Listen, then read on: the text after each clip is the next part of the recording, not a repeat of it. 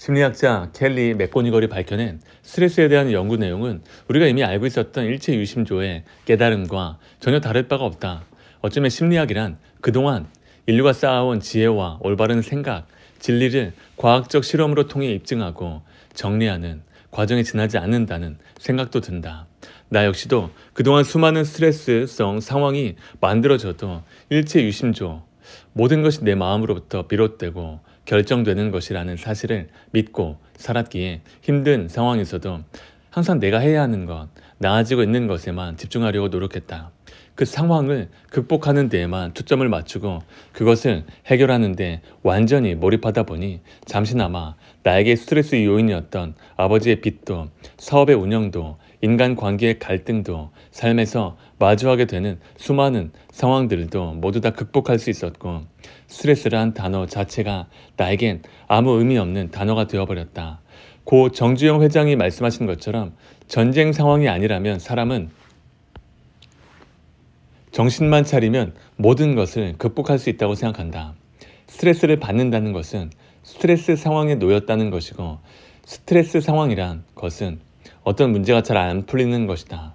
그럼 왜 문제가 잘 안 풀릴까? 푸는 법을 제대로 숙지하지 않았기 때문이다. 왜 푸는 법을 숙지하지 못했을까? 나보다 먼저 그 문제들을 해결한 분들의 지혜로움을 배우지 않았을거나, 그런 분들이 쓰신 귀한 책을 제대로 읽지 않고 내면화 시키지 못해서다. 스트레스 상황을 확실하게 벗어나기 위해서 알아야 하는 지혜와 지식을 활용하지 못하고 있으니 메비우스의 띠처럼 같은 상황 안에서 허우적거릴 수밖에 없다. 그럼 왜 자신에게 도움을 줄 수 있는 분들을 찾아가거나 귀한 책들을 읽지 않았을까?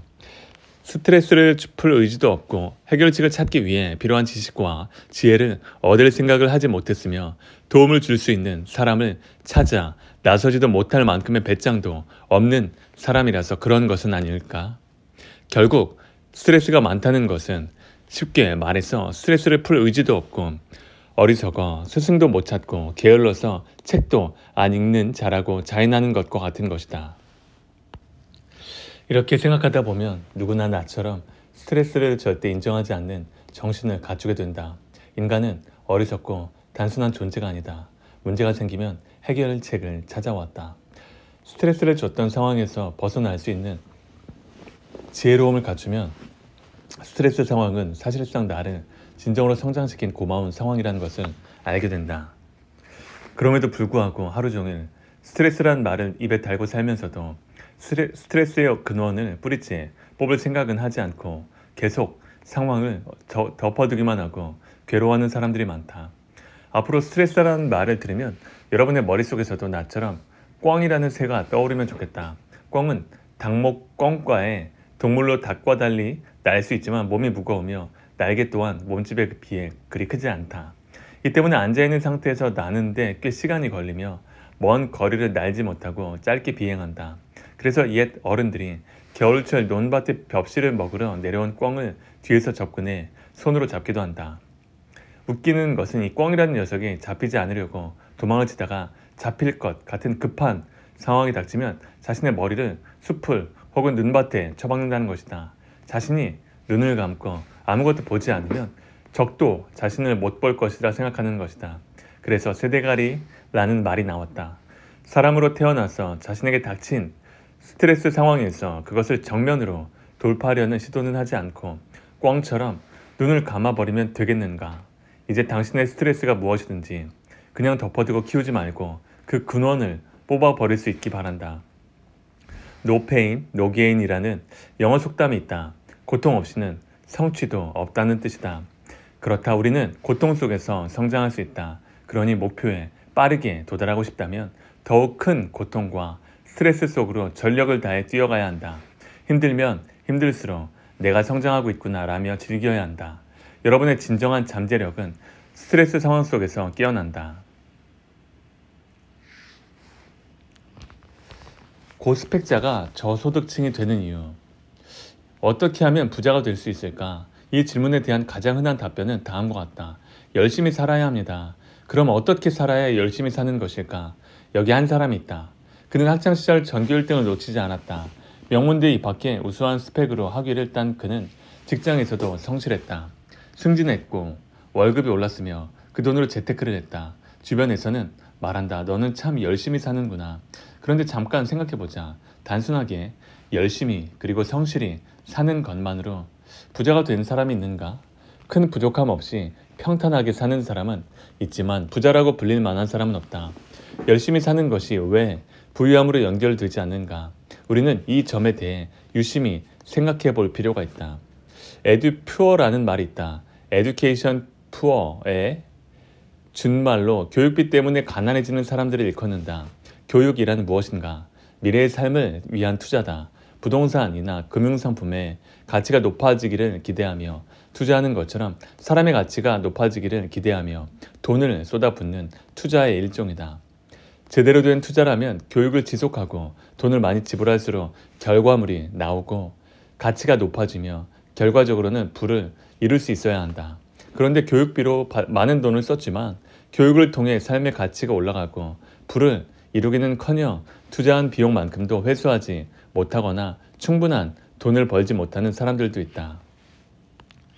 애초에 자신이 무엇을 위해서 공부하는지도 깨닫지 못한 상태에서 공부하고 있기 때문에 이런 안타까운 상황이 벌어지는 것이다.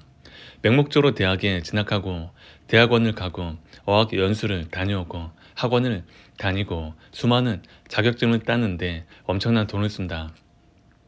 그렇게라도 하지 않으면 불안하기 때문이다.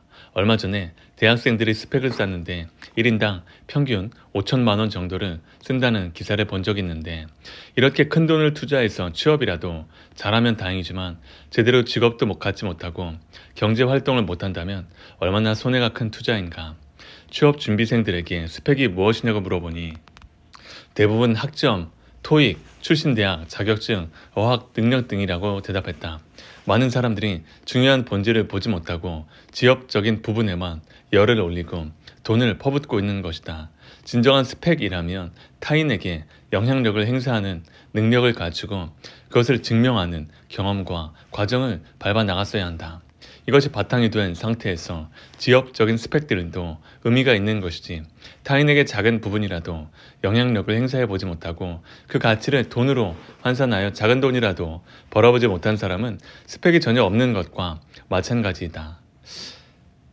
제대로 스펙을 쌓으려면 돈을 주고 얻는 것이 아니라 오히려 자신이 돈을 받으면서 만들어 나가야 한다.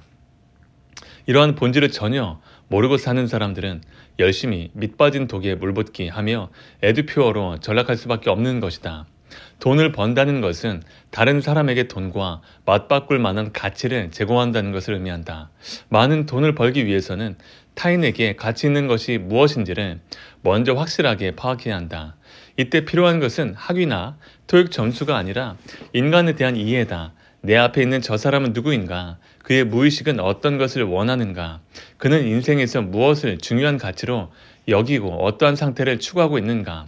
상대의 마음을 읽어야 그에게 가치가 있는 것을 제공할 수 있다. 돈을 벌기 위해서는 인간에 관한 근본적인 지식이 필요하다. 오랜 시간 공부하고 많은 돈과 노력을 들여서 박사 학위까지 취득하고도 기본 생활비 정도의 소득밖에 받지 못하는 사람들도 적지 않다. 자신이 공부한 것에 비해 적은 소득을 받고 있다고 생각하는 사람들은 아마 이렇게 말할 것이다. 어쩔 수 없는 일이라고. 세상 구조가 그렇다고. 하지만 진짜 원인은 지식의 부족함 때문이다. 학문적 지식은 높을지라도 현실에서 활용할 수 있는 실전 지식은 제대로 갖추지 못한 것이다. 이 사실을 인정하지 못한다면 계속 에듀퓨어로 머물 수밖에 없다.